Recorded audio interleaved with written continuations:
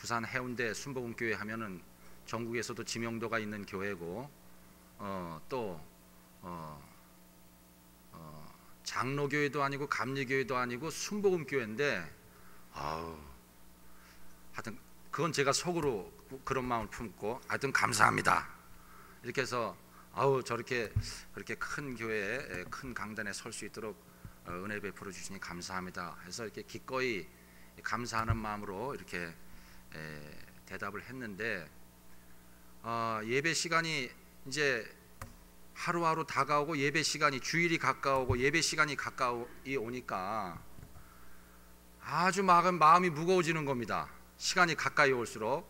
왜 그러냐면은 지금으로부터 담임 목사님한테는 제가 개인적으로 말씀드리진 않았습니다만은 지금으로부터 한 10년 전에 제가 또 부산에 또 저희 누님이 사시고 친척들이 사시기 때문에 한 2주 정도 휴가를 내서 그 사역과 사역 사이에 좀 텀이 생겨서 이 기간에 부산에 휴가도 가고 누님 댁에도 찾아가 뵙고 또 부산에 큰 은혜가 충만한 교회들도 한번 예배도 같이 드려보고 하자 해서 큰 마음 먹고 왔었는데, 그때 와서 주일 11시 예배는 부산의 모 교회에서 예배를 드리고, 그 다음에 해운대 신시가지 해운대 해수욕장 가까운 곳에 보니까 해운대 순복음교회가 있는데 청년부 예배가 그때도 요즘에 2시죠. 그때도 아마 2시 정도 됐을 겁니다.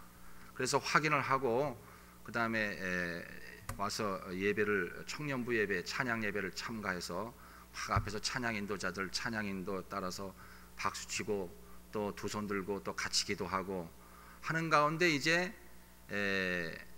대표기도, 잠시 전에 권사님께서 대표기도 앞에서 하셨지만은 대표기도 시간이 되었습니다. 그래서 저 중간쯤, 처음 오는 교회니까 앞에 갈 수도 없고 그렇다고 맨 뒤에 가면 좀 그렇고 중간쯤 또 다른 청년들이 몇 분이 이렇게 옹기종기 모여 있는 그 사이에 남의 눈에 띄지 않는 그 중간쯤 가서 이렇게 앉아서 예배를 참석했는데, 이제 대표기도 시간이 되었어요. 대표기도 시간이 되었는데 이제 누가 가서 대표기도 하겠지. 저는 이 앞에 나와서 누가 이렇게 하는 줄 알았는데 사람은 보이지 않는데 조금 있다가 뭔가 기도 소리가, 청년부 자매 목소리로 기도 소리가 팍팍팍팍 나가더라고요. 그래서 쭉 하면서 늘 이제 대표 기도를 하는 거니까 눈을 감고 이렇게 같이 이렇게 주여, 성령께서 참으로 오늘 대표 기도자의 마음을 감동하셔서 정말 저희들에게 합당한 기도를 하게 해달라고 기도하면서 이렇게 기도를 들었는데, 기도를 한참 조금 듣는데 제가 깜짝 놀라서 눈을 떴습니다. 기도를 듣는데 이거 청년부 예배인데, 청년부 예배에서 대표기도 하는 거는 저는 그 당시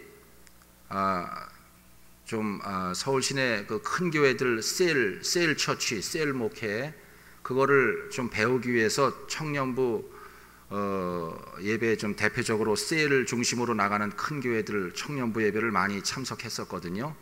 청년부 예배를 참석하니까 그 전 과정을 다 볼 수가 있었고 경험할 수가 있었고, 또 예배 가운데 또 헌금의 시간도 있고 대표기도 시간도 있었습니다. 그래서 많은 청년들이 대표기도 하는 걸 다 참관해서 다 어느 정도 수준으로 대표기도 하는 걸 알고 있었죠. 그런데 대표기도를 자매님이 앞에서 하는데 깜짝 놀랐습니다. 이거 봐라.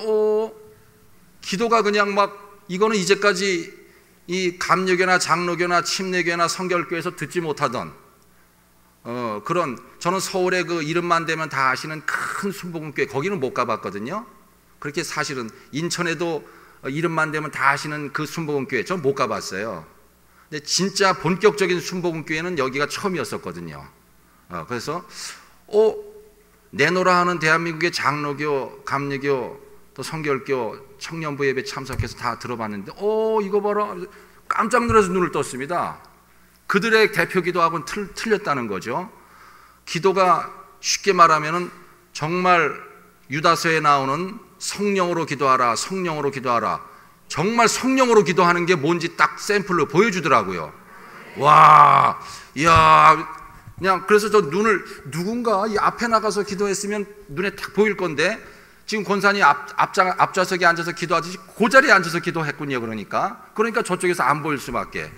야, 그래서 저는 저 상당한 기도의 은사가 있는 자매로구나. 그리고 저 정도 기도할 정도면은 청년부에 아마 회장 정도는 되겠다. 저 상당한 기도의 능력이 보통 뭐 기도로가 그냥 수돗물을 확 틀어놓으면 그냥 물이 쫙 나가듯이 확 뒤에서 밀어주는 게 느껴지더라고요. 제가 기도를 들으니까 와, 이거 성령으로 기도한다는 것이 저런 거로구나. 와.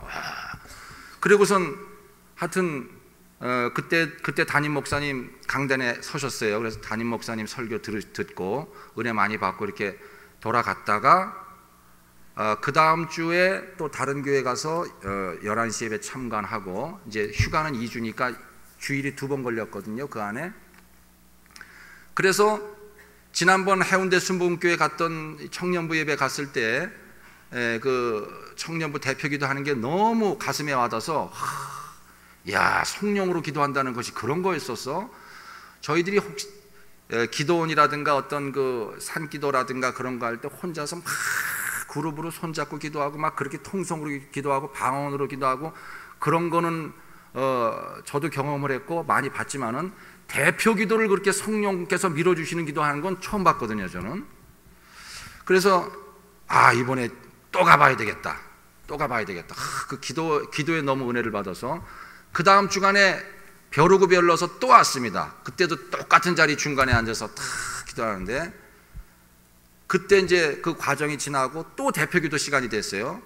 그런데 지난주에 했던 자매는 아닌데 또 다른 자매인데 기도가 앞에서 나가는데 처음에 슬슬 나가더니 또 그렇게 하더라고요. 깜짝 놀랐어요. 아니 그럼 지난번 첫 번째 했던 그 자매는 뭐고 지금 오늘 두 번째 했던 자매는 뭐란 얘기인가? 지난번 했던 자매는 첫 번째 들었던 그 자매는 특별한 기도의 은사가 있는 줄 알았어요. 근데 그 다음 주 청년부 대표 기도도 그 다음 주자 자매가 또 그렇게 하더라고요. 저는 너무 놀랐습니다. 그리고선 굉장히 아주 강한 임팩트, 강한 이미지를 받고 이제 돌아갔는데 그리고 나서 그걸 잊어버릴 수가 없더라고요. 그래서 한 1년 후쯤 일부러 또 왔습니다. 제가 근데 솔직히 그 당시 청년부 앞에서 이제 대표기도 하기 전에 잠시 전에도 찬양했지만은 찬양대들이 막 청년부 찬양대들이 찬양 인도하는 거는 그렇게 여타 다른 교회들보다 뛰어나지는 못하더라고요. 아주 A급은 아니고 이제 A- 또는 B+ 그 정도. 근데 이 기도가 이게 보통 임팩트를 주는 게 아니에요. 그래서 1년 후에 특별히 기회를 내서 휴가 때 또 가야 된다. 해운대 여러 곳에 가서 무슨 회도 먹고 뭐도 하고 해수욕장도 가고 이번에는 그 청년부 예배 또 가보고 워낙 그 강한 인상을 받아서 1년 후쯤 왔는데 그때가 이제 청년부 막 그 보니까 광고하는 거 들으니까 청년부 이제 그 여름 수련회 가기 전주에 뭐 이런 거 준비하세요, 저런 거 준비하세요, 막 그런 거 이게 대표자가 나와서 그 총무가 와서 얘기하더라고요. 그러고 나서 이제 찬양하고 대표 기도를 하는데 이번에는 다행스럽게도 남학생, 청년부의 형제가 나와서 남자 목소리로 우렁차게 기도를 하더라고요. 그러니까 작년에 이맘때 자매들 두 분의 그 기도가 워낙 임팩트가 강했는데 관심 있게 또 지켜봤죠. 이렇게 들었죠.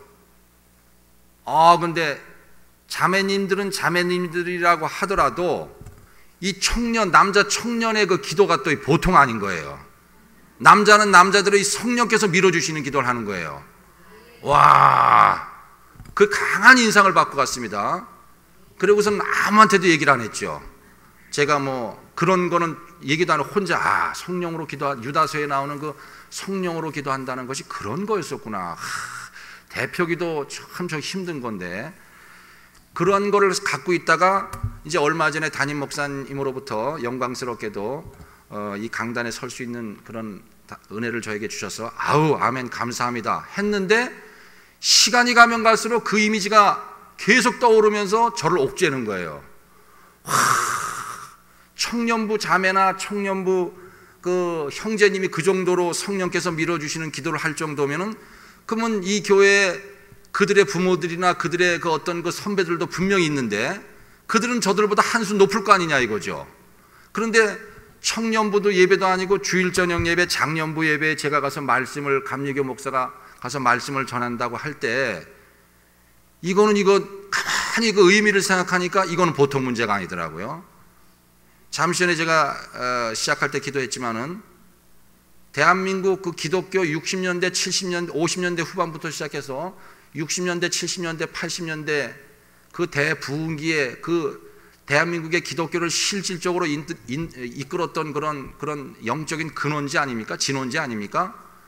저는 서울에 그 이름만 대면 알 수 있는 순복음교회, 그 교회만 그런 게 있는 줄 알았더니 부산의 해운대 순복음교회에 그런 영적인 파워가 있더라고요. 그런데 제가 그들보다 부모님이 한 수가 높은 부모님이 계시고 선배님이 계신 데 가서 저녁 예배를 인도한다? 이거 보통 문제가 아니더라고요. 마치 제가 신학교 기숙사에 있을 때, 그때 우리 감리교단에서 어떤 정책을 해가지고 태국, 또 필리핀, 또 미얀마, 인도 이쪽의 감리교 목사님들이나 신학생들을 초청해서 대학원 과정 2년 THM 또는 3년 MDB 과정을 이렇게 스폰서 교회 하나씩 붙여가지고 2년 또는 3년간 한국에서 공부하고 다시 이렇게 보내주는 과정이 있었는데, 기숙사에서 그 학생들하고 제가 일부러 같이 지냈습니다. 일부러 영어를 하려고. 한 학기는 인도 학생, 한 학기는 미얀마 학생, 이제 현지 목사님들이죠. 하니까 자기네들 발음이나 제 발음이나 그 사람들 입에서 나오는 영어 표현이나 제 표현이나 엉망인 건 마찬가지고 거칠은 건 마찬가지니까 그냥 서울시내 다니면서 동대문 시장, 남대문 시장 다니면서 아주 얘기 잘하는 거죠. 어차피 그 사람 인도 목사님 영어나 제 영어나 미얀마 목사님 영어나 제 영어나 거기가 거기니까 용기를 가지고 엉터리 영어로 막 하고 다니는 거죠. 그런데 어느 날 갑자기 만약에 그렇게 엉터리 영어를 하다가 네이티브 스피커, 미국이나 영국, 미국 동부의 어떤 백인, 영국의 그 보수적인 백인하고 대화를 해봐라 누가 하면은 그때부터는 또 상황이 틀려지는 거죠.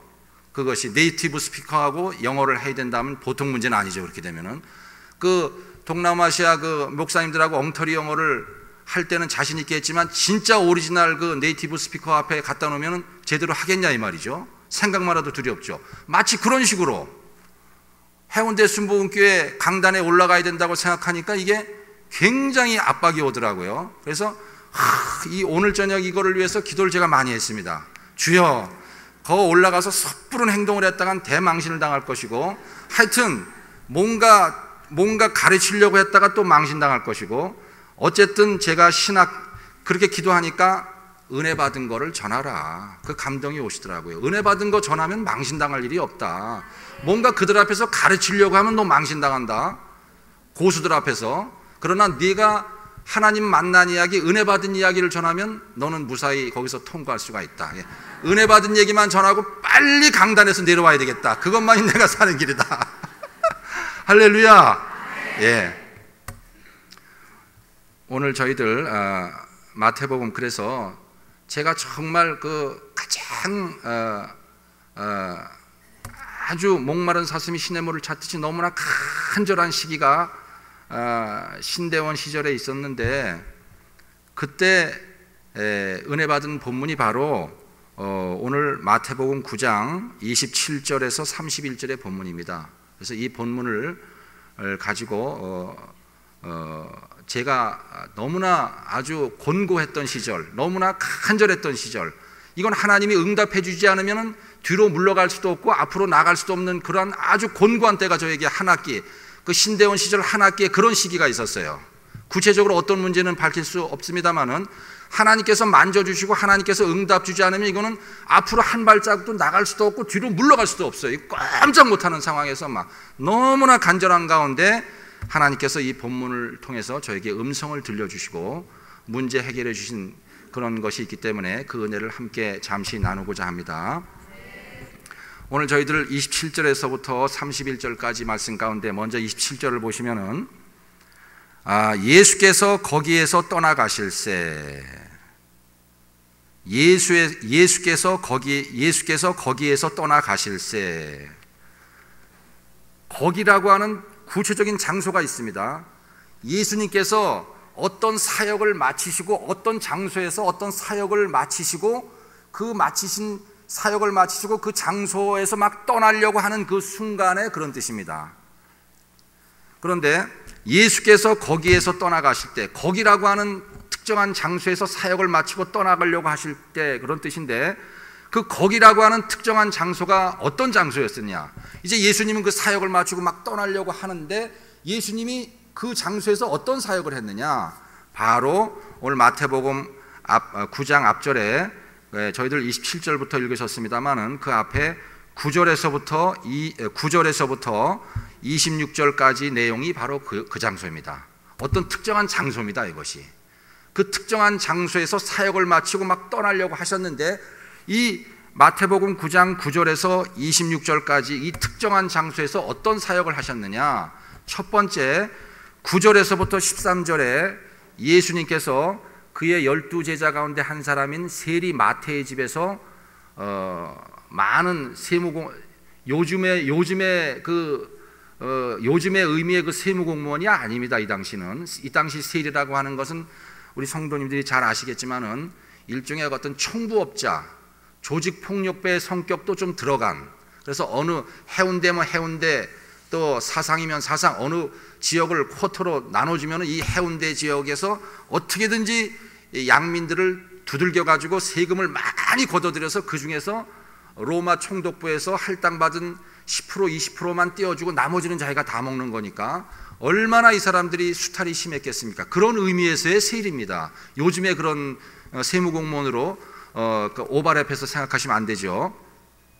네, 그 예수님의 12제자 가운데 마태라고 하는 그 세리 집에서 여러 세리들하고 또 그 당시 사회의 비주류들, 눌린 사람들, 소외당하는 사람들, 주류의 세력으로부터 밀려난 사람들, 통칭 이제 죄인들이라고 이렇게 성경은 표현하고 있습니다만은 그 세리들과 많은 죄인들과 함께 식사를 하고 있는데, 바로 그 장소에 바리새인들, 곧 모세의 율법으로 상징되는 바리새인들이 그 식사하는 장소에 들이닥쳤습니다.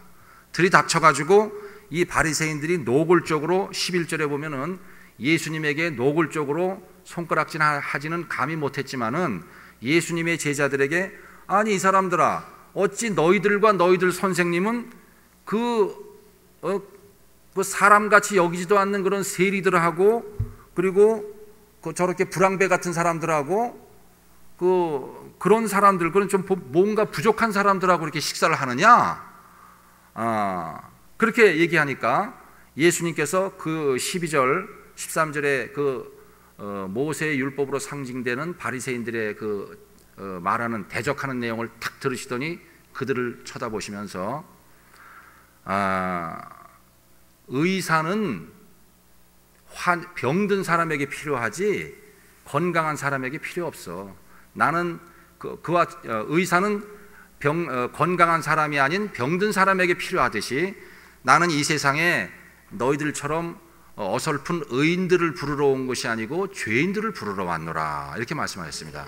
곧 무슨 말씀이시냐 하면은 너희들처럼 율법의 근본 목적도 모르고, 율법의 근본 목적이 뭡니까? 하나님께서 아브라함과 이삭과 야곱의 자손들에게 주의 종 모세를 통해서 모세 율법을 주셨는데, 그 모세 율법의 최종 목적이 뭡니까?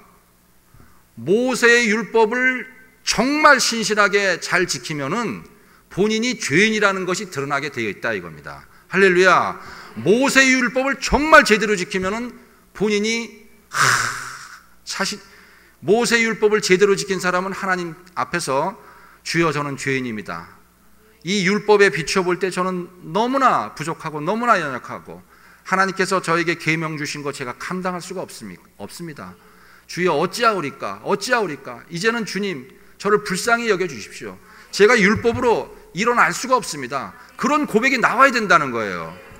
그런데 이 바리새인들이 율법을 주니까 어줍지 않게 율법을 지키니까, 그래서 사람들을 보는 앞에서는 외식자처럼 율법을 지켰지만은 사람들이 없으면 율법을 제대로 지키지 않았다라는 거죠. 어설프게 지켰다라는 거죠.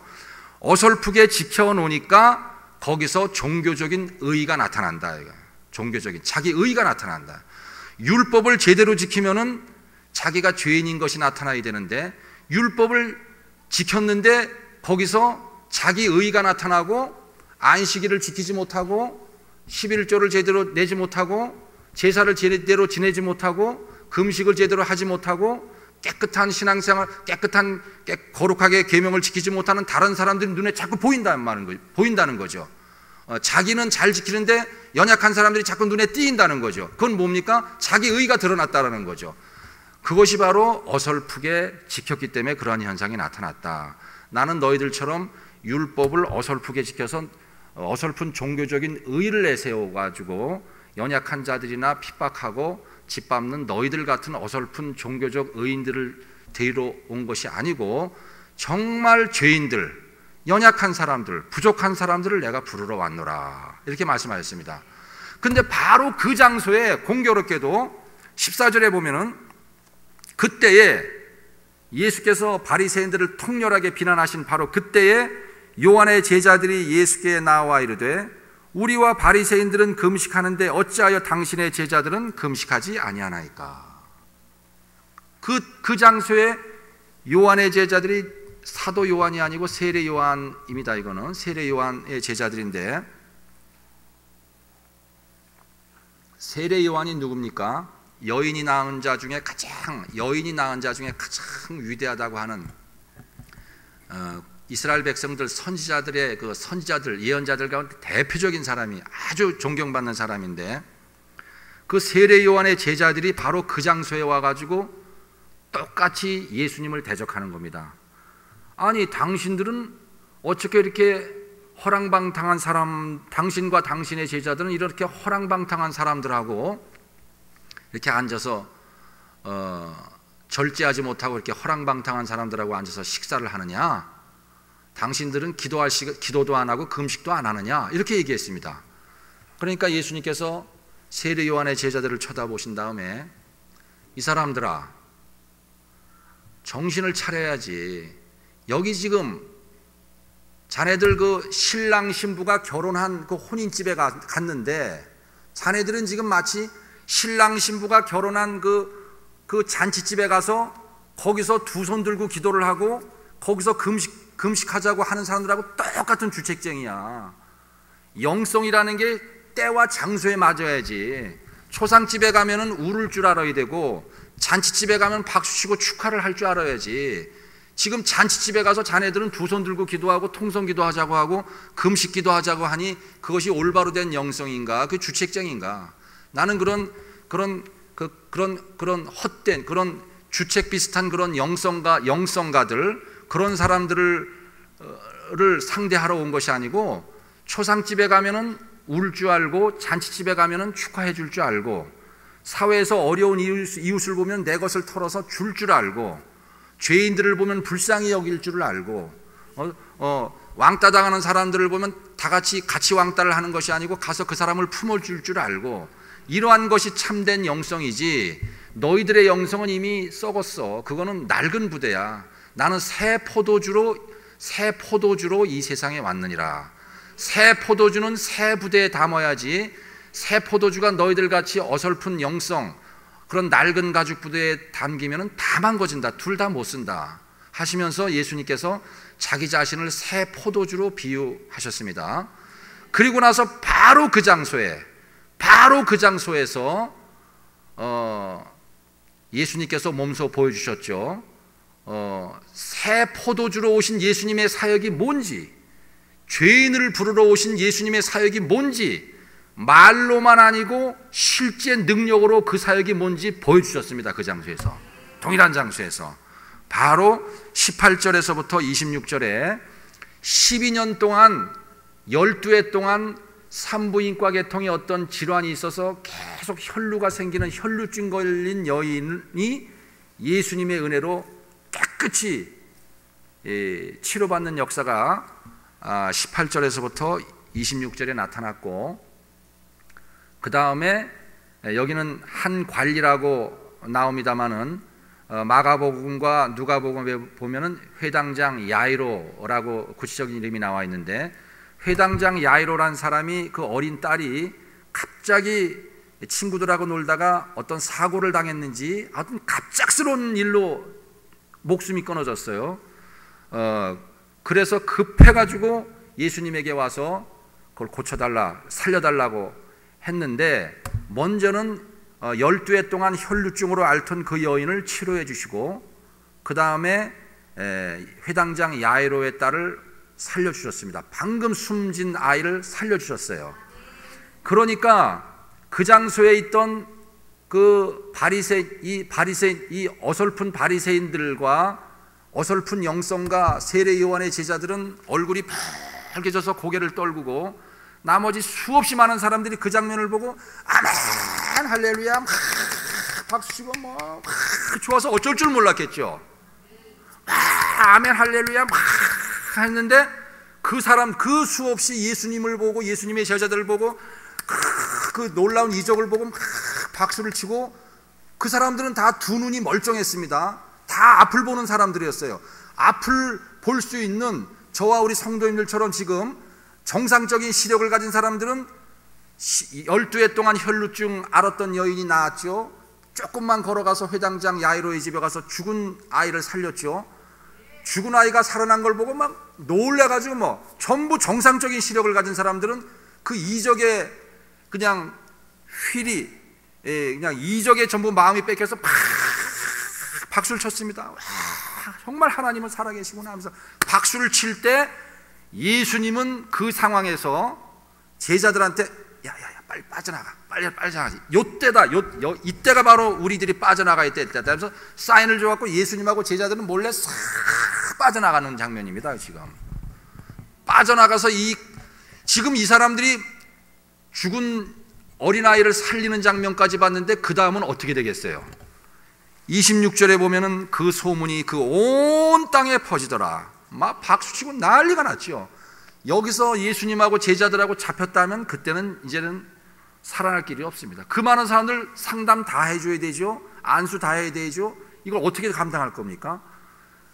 빨리빨리 빠져나가자 해가지고 눈치를 줘가지고 예수님하고 제자들은 몰래 싹 빠져나가는데, 정상적인 시력을 가진 사람들은 전부 그 살아난 아이 손을 잡고 너가 정말 살아났냐? 정말 살았냐? 한번 만져보자. 야, 이런 놀라운 역사가, 이 창세일에 이런 역사가 다 있냐고 할 때, 예수님과 제자들은 빠져나갔는데, 그 예수님과 제자들이 빠져나갈 때 그거를 놓치지 않고 예수님 바지가랑을 딱 잡은 사람이 있었어요.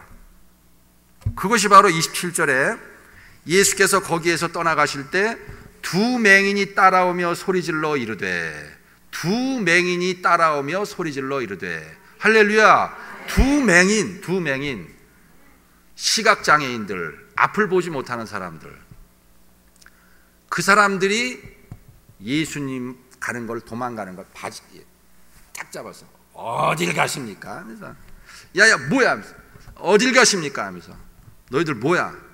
다윗의 자손이요, 맹인이 두 사람이니까 우리를 불쌍히 여기소서. 이런 고백을 합니다.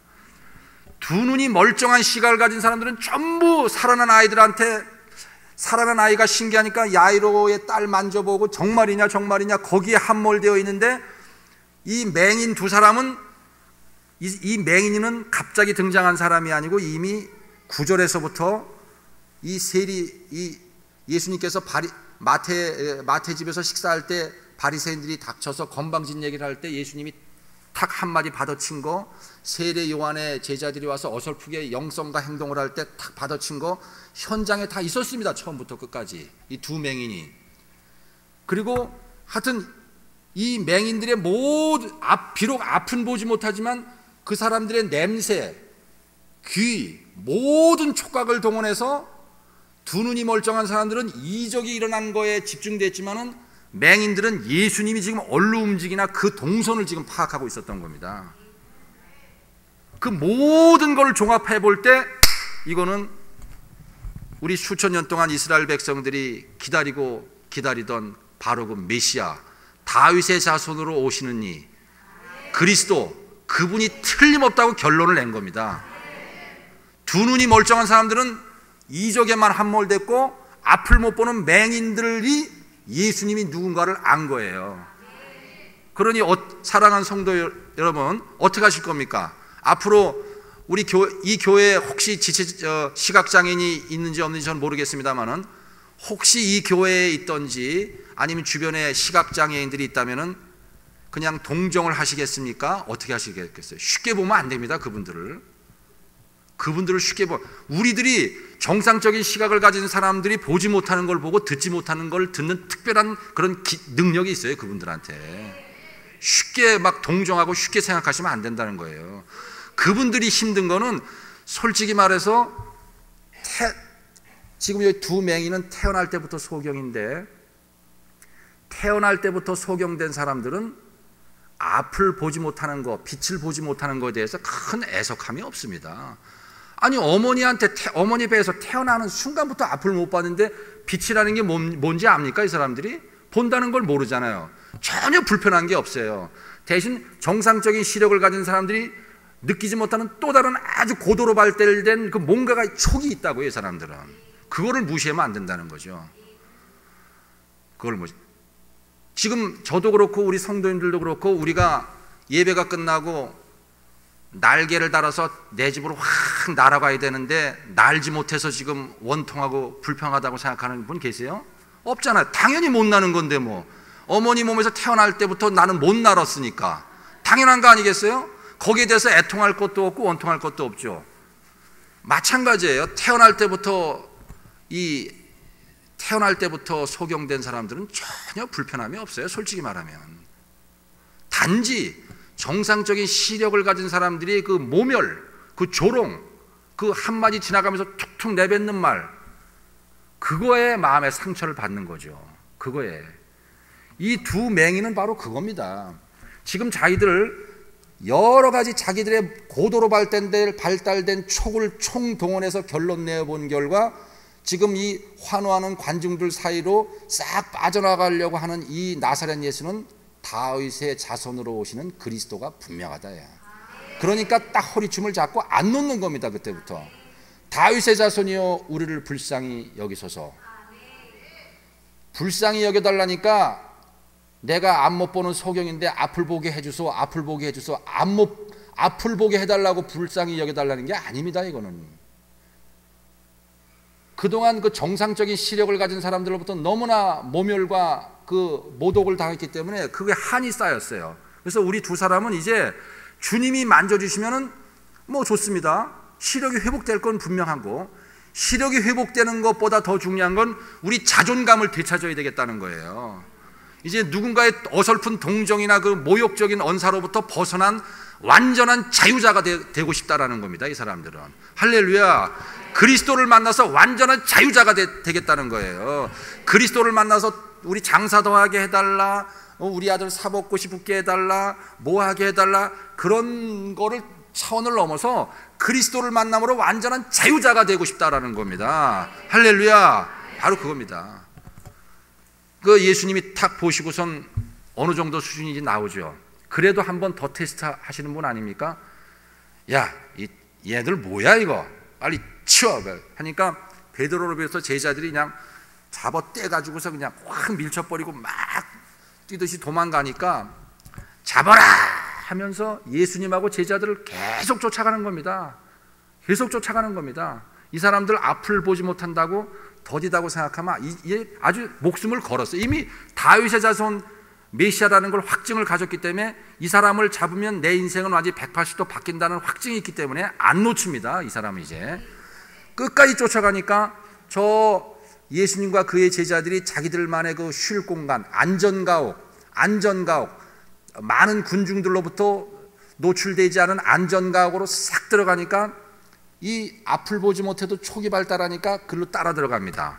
28절에 보면은 예수께서 집에 들어가심에 예수님과 제자들이 자기들이 쉴 만한 안전가옥으로 들어가니까 맹인들이 거기까지 따라 들어오는 겁니다. 방에 들어가니까 문고리를 열고 방까지 따라 들어오는 거예요. 그 정도 되면은 예수님은 이제는 그 중심을 보셨겠지만 나머지 제자들이 또 인격 모독을 하면서 뭐 이런 인간들이 다 있어 뭐 하면서 인격 모독을 하고 막 그냥 모욕을 줬을 거 아닙니까? 그런데 이 두 맹인은 요구도 먹고 모욕당하는 거는 뭐 어려서부터 해온 거기 때문에 그거 아주 뭐 얼굴에 구리철판을 깔은 사람들이죠. 일평생 모독을 당한 사람들인데 뭐 이제 메시아를 만났는데 메시아의 제자들한테 어설픈 요거도 먹는 게 지금 통합니까? 그 정도 욕은 뭐 일평생 요거도 먹고 산 사람들이니까, 모욕을 당한 데는 아주 선수니까 그런 모욕은 아무것도 아니죠. 끝까지 예수님 바지가랑이를 파고 들어오는 겁니다. 그러니까 예수께서 빙그레 웃으시면서 28절에 말씀을 주시는 거예요. 얘네들아, 내가 능히 이 일 할 줄을 믿느냐? 이렇게 말씀하셨어요. 내가 능히 이 일 할 줄을 믿느냐? 내가 능히 너희들 눈을 뜨게 해서 완전히 180도 다른 새로운 인생을 살아가게 하는 그런 능력이 있다는 걸 너희들이 믿느냐? 아니면 그냥 한번 여러 가지 옵션이 있는데 그냥 이것도 해보고 저것도 해보고 한번 종교적으로 위로나 받으려고 한번 할렐루야 그래 본 거냐? 아니면 정말 내가 능력이 있어서 너희들에게 빛을 주고 자유를 줄 수 있는 그런 능력이 있다는 것을 알고 지금 그러는 거냐? 이제 마지막으로 질문하시는 거예요. 얘네들아, 내가 능히 이 일 할 줄을 믿느냐? 하니까 두 맹인이 한 목소리로 아멘, 주여 그러하오이다. 그 다음에 어떤 결과가 나타나는지는 29절 3절에 다 나와 있지 않습니까? 중요한 거는 바로 이 대목, 내가 능히 이 일 할 줄을 믿느냐? 주여 그러하오이다. 두 눈이 멀쩡한 사람들은 지금 회당장 야이로의 집에서 막 그냥 뭐 차 마시고 그 집에서 과일을 나누고 지금 축제의 도가니에 빠졌을 겁니다. 두 눈이 멀쩡한 사람들은. 그러나 앞을 보지 못하는 맹인들 두 사람만 끝까지 메시아의 정체를 알고 고도로 발달된 촉을 가지고 예수님을 잡아서 끝까지 놓지 않아서 바로 빛을 보게 되고 완전한 자유자로 해방되는 놀라운 역사가 나타난 것이 아닙니까? 할렐루야. 제가 신대원 시절에 어느 학기에 굉장히 어려운 일을 만났어요. 사실 저 개인적으로. 그래서 그 문제를 해결하려고 막 그냥 그 기숙사 사역이 끝나면 기숙사 그 지하 기도처에서도 막 기도하고, 그 기숙사 지하 기도처가 답답하면은 저희들 그 신학교가 서대문 로타리 경기대학교 옆에 냉천동에 신학교가 있는데, 그 신학교 냉천동에 위치한 그 신학교 대학원 건물이 좀 동산 높은 곳에 위치해 있어서 답답하면 지하 기도처에서 기도하다 답답하면 밖으로 나오는 거죠. 그 추운 겨울날에도 밖에 나와야 좀 이 답답한 마음을 풀 수가 있으니까. 그래서 대학원 건물 그 동산에 난간을 잡고 저기 시청 쪽에 중앙일보 그 네온이 보이는 그곳을 보고 막 기도하다가, 또 저기 광화문 쪽에 그 문화일보 또 경향신문사 그쪽을 바라보면서 막 기도하다가, 또 대학원 건물 뒤쪽으로 가서 저 독립문 쪽을 바라보면서 또 기도하다가, 그렇게 답답한 문제가 있어서 그렇게 기도를 했어요. 이걸 응답을 주시지 않으면 뒤로 물러갈 수도 없고 이제는 앞으로 나갈 수도 없고 꼼짝 못하니까. 그러니까 경비 아저씨들이 다 알아요, 저 얼굴을. 아니 기도를 하면 기도실에서 해야지 추운데 밖에 나와서 그러나. 난 그 중얼중얼거려 처음에 이상하게 생각했다는 거예요. 밖에 나와서 서가지고 저쪽을 바라보고 중얼거리고 이쪽을 바라보고 중얼거리고 그러니까 처음에나 자네 이상하게 생각했는데, 가만히 나무 뒤에서 엿들으니까 기도하는 건 분명한데 왜 추운데 나와서 그러지? 이제 경비하는 아저씨도 그렇게 염려를 하셨는데, 그렇게 기도처에서도 기도하고 밖에 나와서도 기도하고 지하철 타고 어디 가면 지하철에서도 기도하고 버스 타고 가면 버스 타고서 기도하고 우리말로도 기도하고 방언으로도 기도하고, 답답하니까 이 문제가 해결되지 않으면 제가 나아갈 길이 없으니까 그렇게 기도를 하는데, 이제 그렇게 기도하는 가운데 기숙사 새벽기도 의무적으로 참석하게 되어 있기 때문에 참석해서 새벽 예배를 하는데, 그날 기숙사 사감 목사님이 오늘 마태복음 9장 27절에서부터 31절에 이 말씀을 놓고 설교하시는 거예요. 근데 그 목사님은 오늘 예수님께서 두 맹인을 바라보고 내가 능히 이 일 할 줄을 믿느냐, 주여 그리하오이다. 그리고 그 바로 앞전에 두 맹인이 다윗의 자손이여 우리를 불쌍히 여겨달라. 이 놀라운 고백 아닙니까? 다윗의 자손이라는 표현. 이러한 관점으로 설교한 것이 아니고 31절에 보면은 그들이 나가서 예수의 소문을 그 온 땅에 퍼뜨리니라. 그러니까 선교적인 관점, 전도의 관점에서 이제 이 설교를 한 겁니다.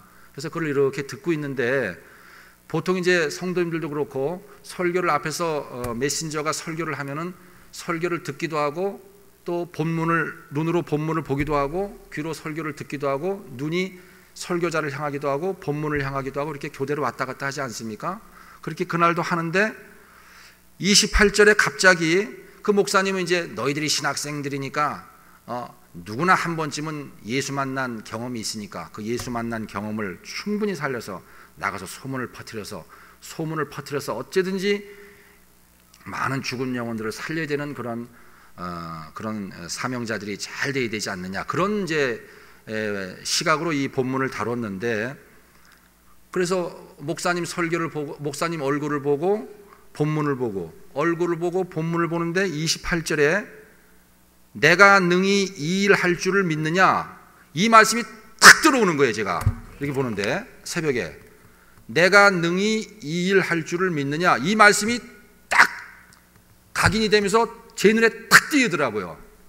그러는 순간에 제가 얼굴이 벌개지면서 온몸에 등에 식은땀이 확 나더라고요. 마치 거짓말하다 들킨 사람처럼, 누구한테 내 약점이 노출돼 갖고 망신당할 때, 혹시 그런 성도님들 그런 경험 있으신가 모르겠지만은, 누군가가 내 약점을 알았을 때, 약점을 몰랐을 때는 이러다가 내 약점을 알으니까 알았구나, 미안해, 나 그런 사람이야 하면서 얼굴이 벌개지고 땀이 나고 좀 부끄럽지 않습니까? 그런 증상이 제 몸에서 나타나는 거예요. 내가 능히 이 일 할 줄을 믿느냐, 이 말씀이 탁 눈에 들어오는데 부끄럽다는 생각이 들어오고 얼굴이 벌개지고 등에 식은땀이 확 나는 겁니다. 지금 앞에서 메신저는 전도, 선교, 그러한 방향으로 메시지를 주고 있지만은, 지금 성령께서 내가 능히 이 일 할 줄을 믿느냐, 저에게 질문하시는 거예요. 이게 무슨 뜻인지 저는 알잖아요. 지금 이번 학기에 너무나 어려운 문제가 있어서 이 문제를 해결하지 않으면 앞으로 나가지도 못하고 뒤로 나가지도 못하고 앞으로 나가지도 못하고 뒤로 움직이지도 못하는 그런 상황에서 간절히 기도, 그냥 들어와도 기도, 나가도 기도, 지하철 타고 다니면서도 기도, 그냥 반실성한 사람처럼 그렇게 기도할 때인데, 제가 그걸 알잖아요. 그거에 대한 질문을 주시는 겁니다. 제가 본능적으로 알았어요. 그거에 대한 질문을 주신다는 거. 너 요즘에 기도 그 문제 때문에 많이 한 거 안다. 그런데 마치 두 맹인에게 마지막 관문을 통과할 때 한번 질문하시듯이 저에게 질문하시더라고요. 야, 황찬구야, 내가 능히 너의 그 문제를 해결할 줄 믿느냐? 능히 해결할 줄 믿느냐? 딱 질문하시더라고요. 근데 제가 왜 부끄러운지 아십니까? 예수님이 능히 지금 저의 답답한 문제를 예수님이 능히 해결해 줄 줄을 믿지 못하고 기도했기 때문에 부끄러웠던 거예요. 그 순간에 그게 확 부끄럽고 어떻게 숨을 데가 없더라고. 부끄러워가지고. 내가 능히 이 일 할 줄을 믿느냐? 주여 죄송합니다. 믿지 못했습니다. 죄송합니다. 그동안 한 달 이상을 이 문제를 놓고 기도했는데 여러 가지 옵션이 있으니까 내 생각대로 이 문제를 해결하기 위해서 이 사람도 만나보고, 이 문제를 해결하기 위해서 이것도 해보고 하다가 답답하니까 기숙사 와서 기도하는 거예요. 그냥 종교적으로 위로를 받으려고 기도한 거예요. 답답하니까 그냥 컬컬하게 목이 마를 때 냉수 한잔 하듯이 종교적인 위로를 받으려고 기도하고 막 했을 뿐이고, 이제 내 삶의 자리로 돌아가서는 또 내가 이 방법을 어떻게 해결할까, 그걸 고민하고 다녔던 거죠. 근심의 보따리를 완전히 주님께 맡기지 못하고, 그렇게 한 달을 넘게 그러는 걸 보시고 예수님께서 안타깝게 여기시고 그날 새벽에 이 말씀을 가지고 제 마음 문을 두드리시더라고요. 내가 능히 이 일 할 줄을 믿느냐. 제가 믿지 못했습니다. 죄송합니다. 이 말씀이 온 때부터 계속해서 회개를 했습니다. 다른 회개가 아니고 믿지 못한 거를 너무 내가 목회를 하겠다고 신대원을 다닌다는 사람이 주님을 온전히 믿지 못하고 지금까지 왔다는 게 너무 창피하고 너무 죄송스럽더라고요. 죄송합니다. 제가 믿음이 그거밖에 안 됐습니다. 주님, 저를 용서해 달라고. 그날 큰 새벽 기도가 다 끝나고 다른 사람들이 다 떠날 때까지 9시에 1교시 수업이 시작될 때까지 계속 잘못했다고. 그리고 나서 이제 한동안 시간이 지나니까 마음이 이제 좀 평안이 오더라고요. 주여, 이제는 제가 믿습니다. 이제는 제가 믿겠으니 이 문제를 해결해 주님 너무나 잘하시지 않습니까? 저의 머리털까지 다 세신다고 하셨는데 이 문제로 제가 얼마나 힘든지 아시지 않습니까? 이제는 주님이 능히 하실 줄 믿습니다. 제발 도와달라 그랬어요. 그래? 그러면 너 이제 기도해라. 그 답을 들으시고 그제서야 기도하라고 하시더라고요. 이제는 너 기도해도 된다. 그게 기도했어요. 근데 며칠 후에 그렇게 저를 한 학기 동안 괴롭혔던 그 문제가 풀리는데 이건 또 너무나 쉽게 풀리는 거예요. 그 문제가 마치 그냥 겨우 내내 엄청난 엄동설안에 눈이 잔뜩 쌓였는데 봄비, 봄바람, 봄눈에 그냥 그 엄청난 엄동설안이 싹 녹듯이 너무나 쉽게 문제가 풀리는 거예요. 그래서 그 순간에 참 저도 어지간하죠. 간사한 마음이 싹 드는 게, 아니 이거 원래 큰 문제가 아닌데 내가 괜히 너무 겁먹었나? 이거 그런 마음이 아니야. 이거 내가 또 실수하면 안 돼. 한 번 실수했는데 또 실수하면 안 돼. 주님이 엄청난 능력을 동원하셨을 거야. 그러니까 이렇게 쉽게 풀리지. 그러면서도 이렇게 쉽게 풀리나? 내가 이것 때문에 고생했나? 그런 마음이 들더라고요. 그래서 그때 딱 떠오르는 본문이 누가복음 17장 11절 이하에 그 10명의 나병 환자들이 예수님으로부터 은혜를 받아서 치료를 받았는데 아마 9사람은 유대인이었던 것 같아요. 갈릴리 사람 유대인이었던 것 같아요. 그 중에 한 사람만 사마리아 사람. 유대인들이 사마리아 사람 보기를 개 돼지처럼 여기잖아요. 너희들은 하나님께서 예루살렘 성전을 통해서 너희들을 만나 주시겠다고 계시하셨건만 하나님의 계시된 것을 무시하고 임의로 사마리아로 올라가 갖고 사마리아 종교를 만들었잖아요. 그들이 말로는 하나님 하지만 계시된 방법을 따르지 않고 자기 신념대로 새로운 종교를 만들었으니까 요즘으로 따지면 이단을 만든 거죠. 신천지나 이런 식으로 구원파나 이런 식으로 이단 만든 거 아닙니까? 그러니까 이 정통 유대인들은 그 북쪽으로 올라갔던 사마리아 10개 지파를 인간 이하로 취급하는 거예요. 아직 상종을 안 하는데 그 10명의 나병 환자 가운데 9명의 유대인들은 깨끗함 받았으니까 조금 전에 제가 간사한 생각하듯이 이거 원래 이맘때쯤 돼서 낫는 병인데 괜히 내가 나병으로 오해했나? 이거 아무것도 아닌데 괜히 그런 거 아니야? 이런 생각이 들었던 거예요, 분명히. 그러니까 감사를 안 하죠. 유대인들이 인간 취급을 안 하는 사마리아 사람만 예수님이 만져주셔서 낫다는 걸 아는 겁니다. 그러니까 가서 무릎을 꿇고 감사하지 않겠어요? 감사하지 않았겠어요? 마치 오늘 소경 두 눈이 멀쩡한 사람들은 전부 이적의 현장에 매달려 있지만 그 사마리아 사람처럼 두 소경만 예수님의 그 동선을 다 파악하고 있었어요. 앞은 보지 못하지만 흐름을 다 알고 있었다고요. 고도의 그 촉을 발달해서 그런 식으로 그 생각이 탁 나더라고요. 여기 내 쏘고만 안 된다. 분명히 주님께서 만져주셔서 이 문제를 해결하신 건 분명하다. 근데 주님이 한번 만져주시면은 감기나 암이나 1000만원짜리 부도나 100억 원짜리 부도나 그건 우리 인간의 눈으로 볼 때는 엄청난 걸로 비교가 되지만은 하나님 보시기에는 동일하겠구나. 100억 원 부도난 거나 1억 원 부도난 거나 암이 걸린 거나 감기 걸린 거나 주님의 입장에서는 똑같을 수밖에 없겠구나, 그 생각이 들더라고요. 작은 거든 큰 거든 주님이 손대면 그냥 해결되는 거니까. 할렐루야. 사랑하는 성도 여러분, 한번 우리 한번 따라 합시다. 오늘 저 저녁 예배 나오신 분들은 아무래도 믿음이 좀 전체적으로 좀 믿음이 좀 상위 계층에 있는 분 아니겠어요? 믿음이 상위 계층에 있는 분들인 거는 분명하지만 믿음이 그렇게 훌륭하시다 하더라도 뭔가 각 가정에 어떤 문제는 다 있지 않을까. 왜냐하면 인간이 육체를 가지고 70년, 80년, 90년 살아간다는 것은 문제가 항상 동반되게 되어 있거든요. 인간의 육체라는 것은. 그러니까 믿음이 훌륭하셔도 뭔가 문제는 있지 않을까. 그런데 그 문제가 혹시 큰 문제, 그것이 육신의 건강의 문제일 수 있고, 물질의 문제일 수도 있고, 자녀 문제일 수도 있고, 남편 문제도 있을 수도 있고, 아주 큰 문제가 있을 수도 있다 이거죠.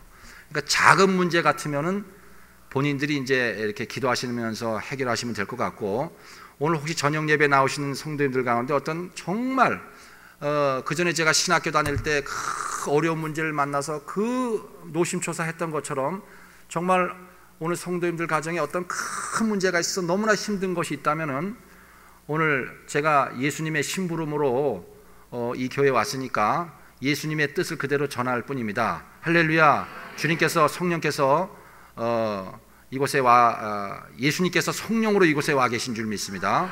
저는 단지 심부름만 하는 것이고요. 예수님이 너 이러한 뜻을 전하고 이러한 질문을 한번 해봐라 오늘 그러시더라고요. 그러니까 이제 예수님을 대신해서 제가 이제 조금 같이 합시다. 자, 먼저 다 하지는 마시고 혹시 아주 큰 문제가 있다면은 그런 분들만 한번 따라해 보세요.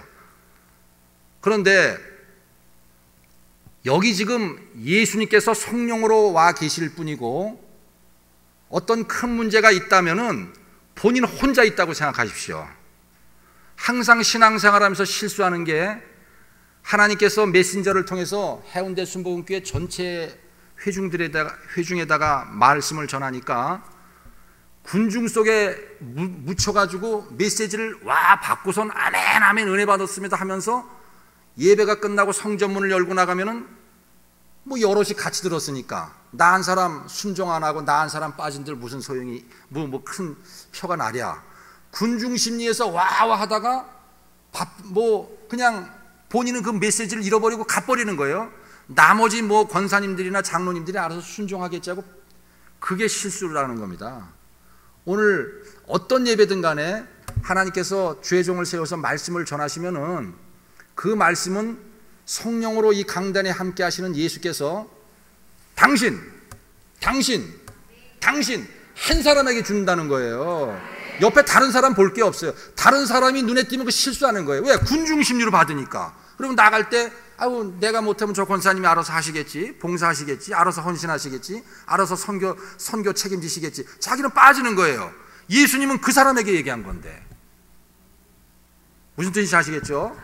자, 지금 성령으로 임하신 예수 한 분과 우리 성도님들 한 분만 계신다고 생각하세요. 근데 특별한 문제가 없으면은 혹시 그런 문제가 있는 분들을 위해서 중보기도 해주시면 되고, 자, 큰 문제가 너무나 힘든 문제가 있다면 한번 따라 하십시오. 자, 주여 다윗의 자손이여 우리를 불쌍히 여기소서. 우리라고 하지 맙시다. 또 우리라고 하니까 또 같이 그냥 와 군중으로 받아서 나갈 때는 책임 살짝 빠지지 말고, 자 주여 다윗의 자손 예수여 나를 불쌍히 여기소서. 주여 다윗의 자손 예수여 내 연약한 몸을 만져주시옵소서. 내 연약한 사업을 만져주시옵소서. 내일 모레 글피 11월 13일 날 수능을 보는 내 자녀들을 만져주시옵소서. 주여 다윗의 자손 예수여 내 자식들을 만져주시옵소서. 내 남편을 만져주시옵소서. 내 직장을 만져주시옵소서. 저의 연약한 몸을 지금 만져주시옵소서. 할렐루야. 성경 복음서에 어디를 봐도 예수님이 누군가의 만남의 현장에서 너무나 간절한 문제를 가지고 예수님 앞에 무릎을 꿇는 겁니다. 야이로도 그렇고, 회당장 야이로도 그렇고, 12년 동안 혈루증 앓던 여인도 그렇고, 다 그래. 너무나 간절한 문제가 있어서 이 두 맹인도 그렇고 예수님 바지가랑이를 붙들고 늘어지면서 이걸 해결해 달라고 그러는 거예요. 근데 예수님이 믿음이 있는 것을 보시고 손을 대시더라. 믿음이 있는가 확인하시고 손을 대시더라. 그 현장에서 믿음이 있으면 바로 현장에서 해결했지. 야, 너 믿음이 있구나. 거기 가서 40일 금식 기도해라. 너 믿음이 있구나. 수양관에 가서 일주일 기도해라. 너 믿음이 있구나. 올 연말 성탄절까지 내가 그러는 분이 아닌 것 너무나 잘 아시죠? 이 사복음서에 보면은 예수님을 인격적으로 만난 사람은 그 상황에서 믿음이 패스가 되면은 문제가 어떤 문제든지 다 해결, 어떤 문제든지 그 즉시로 해결을 받았지. 40일 기도해라, 뭐 3년간 더 기도해라, 그러지 않았다는 겁니다. 우리 주님이 그런 분이니까. 자, 오늘 분명히 다시 한번 합시다. 이 너무나 중요한데, 저는 주님의 심부름으로 하라고 하니까 할 뿐이고, 만져주시는 건 주님이 만져주시겠죠. 뭐. 제가 은혜 받은 거 요거만 전하고 넌 얼른 강단에서 뛰어내려가기만 하면 전 그만인 거니까. 자, 한번 합시다. 큰 문제가 있는 분만 하세요. 군중심리로 다 하지 마시고, 그런 문제가 옆에 있는 거 알면 그분을 위해서 중보기도 하시면 되는 거니까. 자, 주여! 다윗의 자손 예수여! 내 연약한 몸을 만져주시옵소서. 내 기울어가는 사업을 만져주시옵소서. 내 가정을 만져주시옵소서. 우울증 걸린 내 아내를 만져주시옵소서. 내 아내를 만져주시옵소서. 내 남편을 만져주시옵소서. 내 자식을 만져주시옵소서. 분명히 기도했습니다. 그러니까 예수님께서 뭐라고 말씀하시냐면, 내가 능히 이 일 할 줄을 믿느냐? 한 사람에게 묻는 거예요. 지금 전체 묻는 거 아닙니다. 본인만 생각하세요. 옆에 누구 사람 있다고 그거 쳐다보면 또 실수하는 겁니다. 거기서 실수하는 거예요. 지금 예수님과 본인 한 사람만 생각하세요. 딴 생각하지 말고. 지금 당신에게 묻는 거예요. 당신에게 묻는 거라고요. 내가 능히 이 일 할 줄을 믿느냐? 할렐루야. 분명히 아멘 하셨습니다. 그러니까 주님께서 말씀하시는 겁니다. 그러면 지금 기도해라.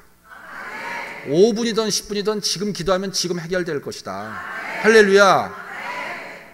혼자 기도원에 가서 40일 금식하고 일주일 기도하고 뭐 혼자 가서 10시간 20시간 고생하지 마시고, 지금 아주 옆에 지금 예수님 한 분과 나밖에 없다고 생각하시고, 그게 사실이니까. 예수님은 아브라함의 자손 한 사람에게 얘기하는 거지, 베드로에게 얘기하는 것도 지금 나에게 얘기하는 겁니다. 아브라함의 자손. 갈라디아서 3장 29절의 말씀처럼 베드로에게 해도 지금 베드로는 그 말씀을 받고 은혜 받고 지금 천국에 가 있어요. 그 말씀의 창끝은 지금 나를 겨누고 있고 여러분 한 사람 한 사람을 겨누고 있어요. 여기 베드로를 생각하고 요셉을 생각하고 아브라함을 생각하면 실수하는, 그 사람들은 다 죽었어요 이미. 지금 하나님은 살아계시고 하나님의 말씀은 살아있고, 하나님께 살아계신 주님께서 그 말씀을 가지고 여러분 한 사람 한 사람을 찌르고 들어오는 겁니다. 군중을 아브라함 한 사람을 건드리는 거예요. 여러분 한 사람이 아브라함이고 베드로고 바울이에요. 지금 다른 사람 생각하지 마세요. 한 사람을 지금 찌르는 겁니다. 내가 능히 이 일 할 줄을 믿느냐? 그 대답을 하셨으니까 그러면 이제 기도하라는 겁니다. 3분이고 5분이고 10분이고 전심으로 기도하고 돌아가면은 이거 아무것도 아닌데 내가 그런 거 아니야? 이거 원래 이거 아무것도 그런 역사가 반드시 나타나게 될 줄 믿습니다. 할렐루야. 야, 자, 그러면은 자, 그냥 두 손 들고 하실까요? 어떻게 하실래요? 두 손을 들고 하실래요? 어떻게 하실래요? 그러니까 문제가 크게 있는 분들은 부끄러움을 개의치 말고, 지금 예수님하고 자기 예수님하고 지금 둘밖에 없으니까 여기 지금 아무도 없는 거 아니에요? 그렇게 생각하시라 이거죠. 예수님, 그 사랑이 많으신 예수님 한 분과 당신 한 사람밖에 없는 거예요. 그러니까 두 손 들고 합시다. 두 손 들고 주여 3번 하시고 문제가 있는 분만 하세요. 그냥 종교적으로 위로나 받으려고 막 그 허공 그러면 안 됩니다. 문제가 있는 건 그 문제를 주님이 들으시겠다고 하셨으니까 들으실 겁니다. 해결해 주실 겁니다. 그분은 약속하시는 건 반드시 지켜주시는 신실하신 분이니까. 그러니까 강력하게 부르짖고, 큰 문제가 없는 분은 우리 구역장, 우리 권사님 그 문제가 있지, 저분 손 들고 있네, 내가 저분을 위해서 중보기도 해야지. 그러한 사랑을 베푸시길 바랍니다. 자, 주여 3번 하시고, 하여튼 앞에 사람에게 침이 튀는 거 관계없이, 지금 예수님하고 본인 두 사람밖에 없으니까 강력하게 하셔야 됩니다. 그리고 돌아가시면 놀라운 역사가 나타나게 될 줄 믿습니다. 자, 주여 삼창합니다. 주여! 주여! 주여!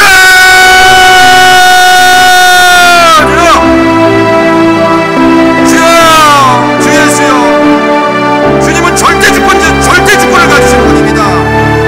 이제 주님의 사랑하는 제자들, 주님의 사랑하는 자녀들이 이제 주님만을 의지하고 주님은 능히 하실 수 있는 분이라는 걸 고백하고 기도하는 겁니다. 주여! 주여 이 시간 저분을 만져주시옵소서. 우리 해운대 수목교회 주의 사랑하는 제자들, 사랑하는 자녀들, 저들을 만져주시옵소서. 저 연약한 몸을 주님이 만져주셔야 됩니다. 저들의 사업을 만져주셔야 됩니다. 저들의 자녀를 만져주셔야 됩니다. 저들의 우울증 걸린 아내를 만져주셔야 되고 남편을 만져주셔야 됩니다. 예수여, 다윗의 자손 예수여, 주여, 주님은 능히 하실 수 있습니다.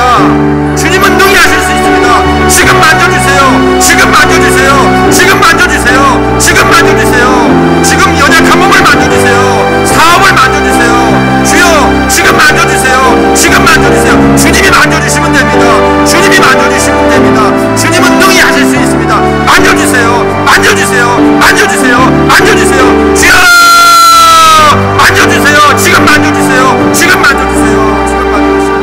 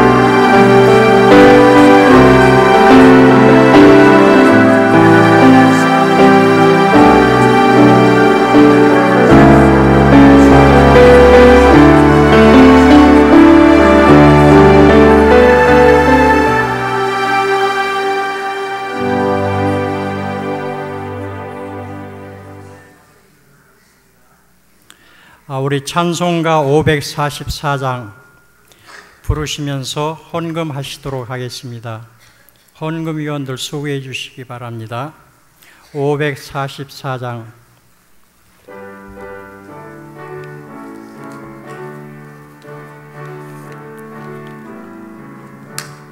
울어도 못하네 눈물 많이 흘려도 법을 얻게 못하고 죄를 씻지 못하니 울어도 못하네 십자가에 달려서 예수 고난 당했네 나를 구원하시리 예수밖에 없네 힘써도 못하네. 말과 뜻과 행실을 깨끗하고 착해도 다신하게 못하니 힘써도 못하네. 십자가에 달려서 예수 고난 당했네. 나를 구원하시리 예수밖에 없네. 참아도 못하네. 알 수 없는 죄인이 흉한 죄에 빠져서 어찌하리 죽을까. 참아도 못하네. 십자가에 달려서 예수 고난 당했네. 나를 구원하시리 예수밖에 없네. 믿으면 되겠네. 주 예수만 믿어서 그 은혜를 힘입고 오직 주께 나가면 영원 삶을 얻네. 십자가에 달려서 예수 고난 당했네. 나를 구원하시리 예수밖에 없네. 아멘. 목사님 나오셔서 광고해 주시고 축도로 저녁 예배를 마치도록 하겠습니다. 할렐루야. 오늘 저녁에 은혜스러운 말씀 증거해 주셔서 감사합니다. 우리 한번 외쳐보십시다. 다윗의 자손 예수여, 다윗의 자손 예수여, 나를 만져주시옵소서. 어디를 만져주시면 좋겠습니까? 내 심장을 만져주시옵소서. 내 머리를 만져주시옵소서. 내 갑상선을 만져주시옵소서. 또 내 허리를 만져주시옵소서. 내 아픈 다리를 만져주시옵소서. 구체적으로 여러분들이 말이죠, 하나님 앞에 부르짖을 때에 소경은 어디를 만져달라 그랬어요? 눈을 만져달라 그랬어요.